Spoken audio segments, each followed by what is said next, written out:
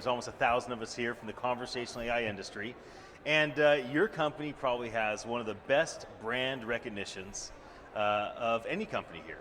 I remember meeting your team almost 4 years ago, right after you founded the company, and really impressed with the technology you built, and it's been a fun journey to watch. It's nice because I've started 7 companies. You're a serial entrepreneur, you've started different things.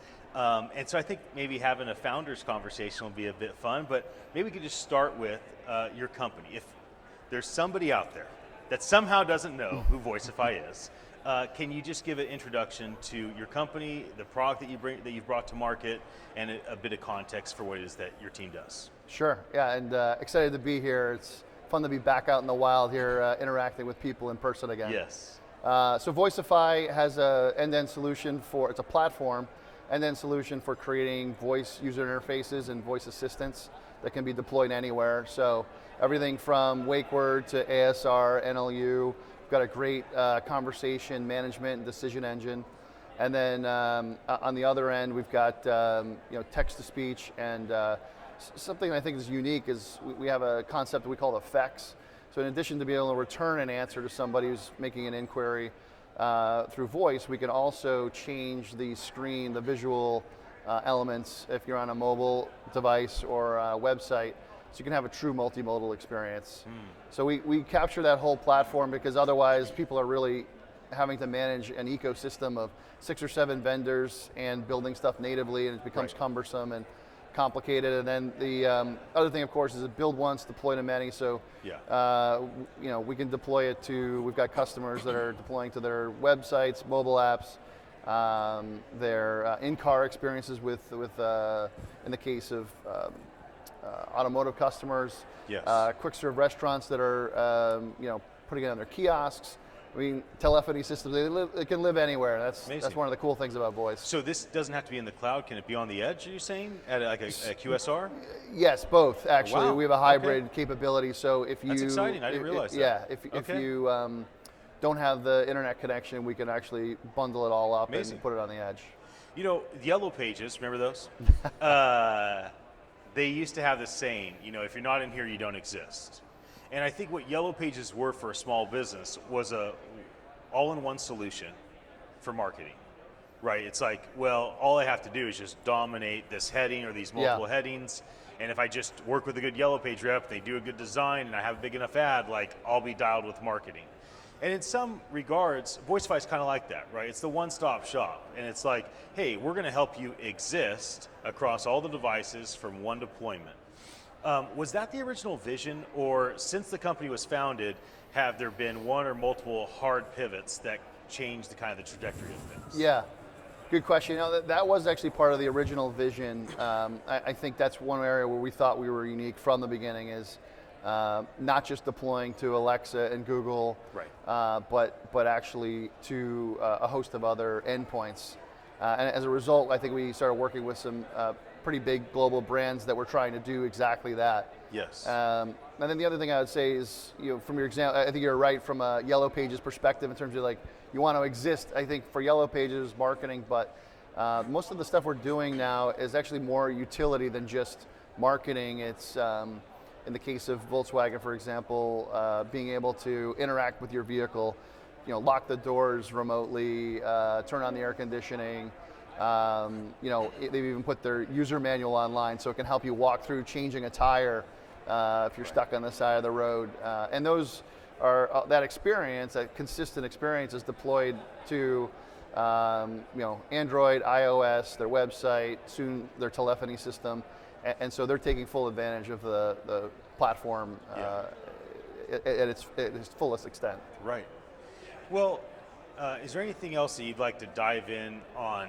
Company vision, where you're at, where you're going? Yeah. If not, I want to maybe talk a bit about what it's like to be an entrepreneur and a founder and your journey in that regard. But I want to make sure you have space and time to talk about the value of voice UI and conversational AI. I want to make sure that we create space for that. I would say one of the things that we're running into now, I think this kind of just gets into the nomenclature the industry's come up with itself, but I think Google and Alexa really got people, the consumer market, thinking of voice assistants.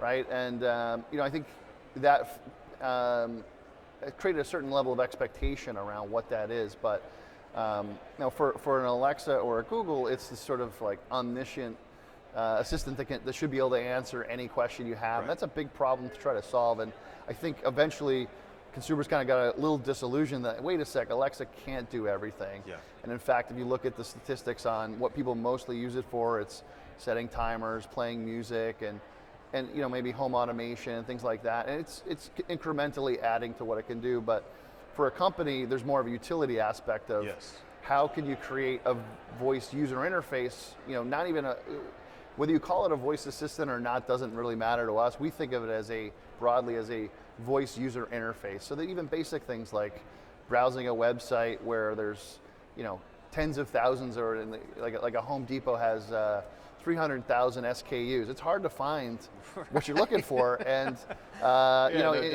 even if you have good faceted search on your website, you're clicking, department and color and size versus just in a one shot saying, I want a 100-foot garden hose size green that does whatever.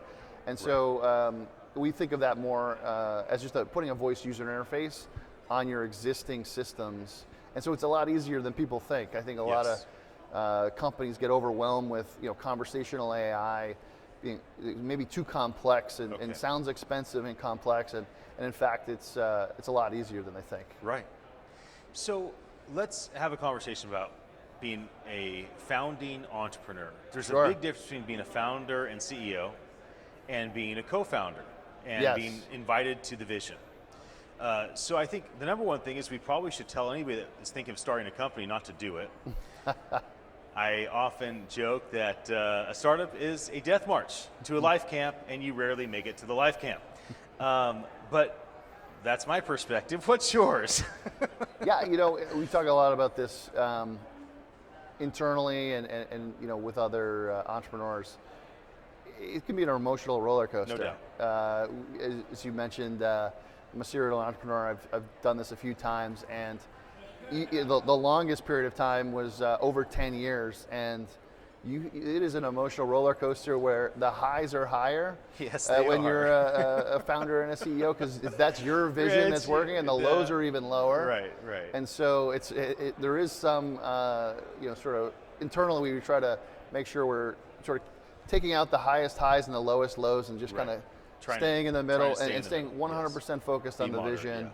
And just believing in the vision and not getting distracted with some of those other things, but also the ability to pivot, as if the market dictates that's what you should be doing, listening to market, adapting. Yes. So from my perspective, the companies that have been the most successful that I've been involved with have had teams that are able to sort of modulate, take out the super highs and the low lows, and just stay focused. And also, that are willing to adapt, constantly seeing what's the competition doing, and where's the market taking us? What's the consumer? Where do they want? What's the best thing for them, and ultimately for their customers? And whenever we focused on helping our customers deliver great customer experiences for their end customers, we've tended done really well. That's awesome. When it comes to cultivating a team, what happens in my experience and perspective, you have a founding team. Some qualify for the next step and some do not. You then have kind of the team that's organizing things, and even that team, some qualify to go on when it becomes an institution, some don't. With a startup, oftentimes people think it's a family, they act like it's a family, they even talk like it's a family, but it's a sports team. If you play well, you start. If you don't, you're on the bench. Eventually you're out. So can you walk through the practicality and logical reality of what it is to build a founding team and why there's a benefit to think of it as a sports team rather than a family? And can you walk through some of those things? Because a lot of people in our industry, we act like a family, 1,000 of us are together right now, we're hugging on each other, but it's still, we're here for a reason. We're here for a business purpose, right? Like you want Voicify to be known, and you want to make sure you have a chance to recruit new talent and have new business opportunities. And so we need to be practical about things. So maybe we can be practical about starting teams, founding teams. I'd love to hear your perspective on that. Yeah, good question. So with Voicify, we have the good fortune of our founding team really, and largely was from the founding team of our last company. Okay. And so we've been sort of on a journey together. Yes. And so we do have that family-like atmosphere because we've gone through the trials and tribulations of starting a company from scratch. Yes. And so, because of that, I think we do have a sort of a leg up in that, I know that I can trust that somebody who's running sales knows what they're doing. Right. I want to say that our brains are linked so closely that I can anticipate everything, but I know in general what they're going to do, and that somebody on our product team is going to take us in the right direction. So, but that was cultivated over the course of 15 years of working together through other ventures. Right. So along the way there are situations where you got to get the right people on the bus, Yes. as they say, and if there are folks who are not necessarily buying into the vision, often most of the time they self-select out and they go on to do great Right. things in the other chosen path that they're on. It's really people who buy into the vision and want to be part of that going forward. Well, maybe the final question I can ask you is on vision. Sure. So, what's your vision for Voicify? And if it's different for yourself as a executive, what's your vision for you and what you're doing and where you're going? But I'd love to just have you cast a vision for the company and kind of tell us what gets your heart pumping and what gets your energy up. I think this just what sort of ambient computing could be in the future. Yeah. I remember when we first recruited our head of engineering. We were in a coffee shop in Boston. That's Right. where we're headquartered. And he's a very smart guy, very successful at what he's doing, and I invited him to coffee. He'd worked on the team before, the previous venture, and sort of explaining what my vision of the future of what just ambient computing could be, where Right. in the future, after a lot of technology has continued to evolve, you'd be able to sit here and say in the coffee shop, hey, Uber, call me a car, and the shop will be mic'd up. Yeah. It will, and it'll be able to hear your voice, securely identify who you Right. are, tie to the systems that you have, your personalized information in, to know that, hey, when my ride service of choice is Uber, so Right. call me a car, and it knows, that's Alex Dunn, our head of engineering. It knows that he prefers Uber and knows that everything about, including where he lives, take him home and Right. can charge the appropriate account. And so I think that vision just you were sort of reminding me. That's the first time I've thought of that in a while. That the convenience of what it can do for the consumer, and what that means, in some future state, and that we're actively part of driving that there. That's probably for me the most important thing in terms of the bigger vision of what's possible. Right. And we're adding the building blocks along the way. But I think about what I've two daughters, 2 and 4. They interact with various voice devices in the house, but I think about what their future is, Right. in decades down the road. What will what we're here for here at this conference? Yes. What are all these companies going to end up with? Where does this all take us? And I think in theory it's it's that coffee shop scenario where you just Right. talk in a very human voice and be understood by the systems and brands that you're already connected to. Right. It's just a new way of thinking about how to interact with the world. Yeah. And before we wrap, what's the importance in your mind of gathering people? So obviously when things pre-pandemic, we had 4,000 people at Voice, and then post-pandemic last year a couple hundred, and this year about 1,000 again. But we're gathering guys like you and myself, your CMO Jason and the whole team, the booth, and the thought leaders out there. So why is it valuable for there to be a Voice 22, and what is the benefit for a company like Voicify?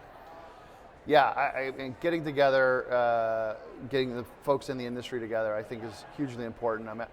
Just this morning, in between being at the booth and walking here, I probably had a dozen conversations with potential partners and talking about, hey, how can we integrate our systems, and do we have a shared vision here? Do we have alignment? Should we be working together?